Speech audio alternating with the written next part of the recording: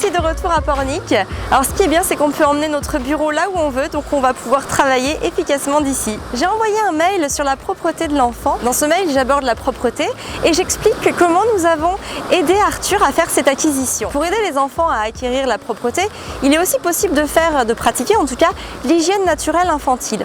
Donc ça consiste en fait à observer son enfant afin de déceler les moments où il va avoir envie d'aller aux toilettes et de le positionner sur un pot de chambre ou sur les toilettes directement afin de le soulager.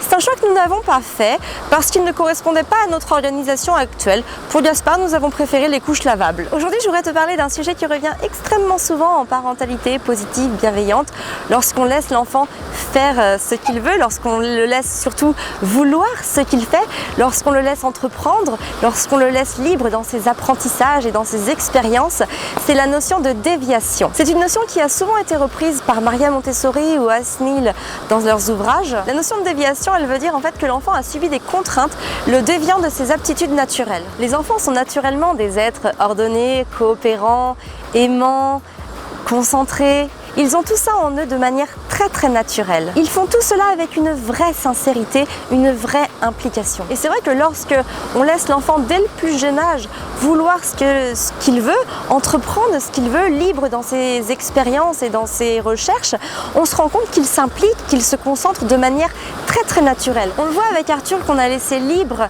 dès le plus jeune âge, et bien on voit à quel point il arrive à se concentrer de manière naturelle et surtout de manière très rapide, de manière spontanée. Gaspard aussi d'ailleurs se concentre très facilement et puis il nous sollicite beaucoup moins qu'Arthur parce que je pense qu'il est aussi très impliqué par Arthur. En fait, Arthur l'élève, alors pas au sens d'élever, d'éduquer, d'accompagner, mais il l'élève, c'est-à-dire il l'emmène avec lui, il le prend sous son aile dans ses apprentissages. Et c'est d'ailleurs souvent ce que l'on remarque dans les classes Montessori, dans les écoles Montessori, c'est que les enfants sont plusieurs d'âges différents en fait dans une classe et ils s'élèvent comme ça mutuellement les uns et les autres. Les plus grands emmènent les plus petits avec eux, les emmènent et les poussent à s'élever encore plus de manière tout à fait naturelle et spontanée. Alors c'est pas toujours comme ça chez nous, de manière spontanée, naturelle.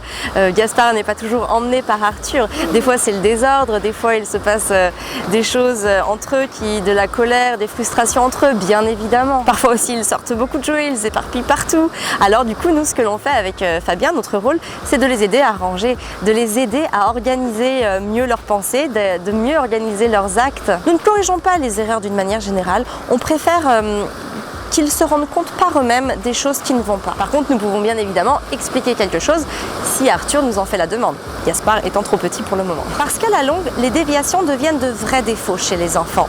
Par exemple, on peut voir un enfant qui va pleurer systématiquement pour appeler à l'aide, qui n'arrivera pas à se concentrer, qui va faire des crises, qui va prendre un pouvoir absolu. En général, la déviation a une cause très précise. L'enfant a subi trop de contraintes à un moment où son développement était en pleine explosion et à un moment où il avait besoin d'une très grande liberté pour faire ses propres acquisitions. Pour éviter les déviances chez nous, notre accompagnement s'articule autour de 3 choses primordiales. La première, c'est laisser l'enfant libre. Alors, pas le laisser faire ce qu'il veut, mais le laisser vouloir ce qu'il fait. C'est-à-dire le laisser libre dans sa motricité, le laisser libre dans ses choix d'entreprendre, le laisser libre dans ses apprentissages et dans ses expériences. La deuxième, c'est de ne pas le juger.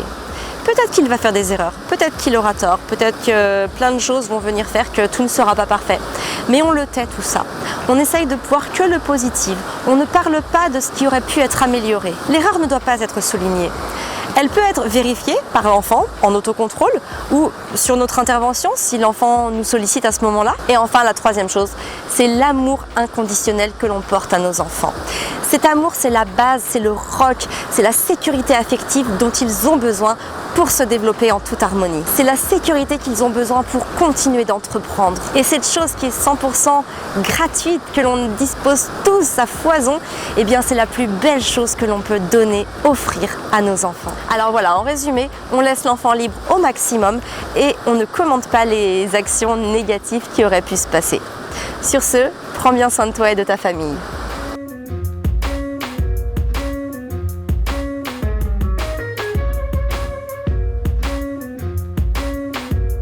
Qui parvient à se concentrer facilement dans une tâche, qui rentre pleinement dans un travail qu'il aura choisi, c'est très agréable pour lui, mais aussi pour nous en tant que parents. Ça veut dire qu'il a pu rentrer dans un travail, se poser sur une activité, reposer son esprit sur un moment, sur une période plus ou moins longue.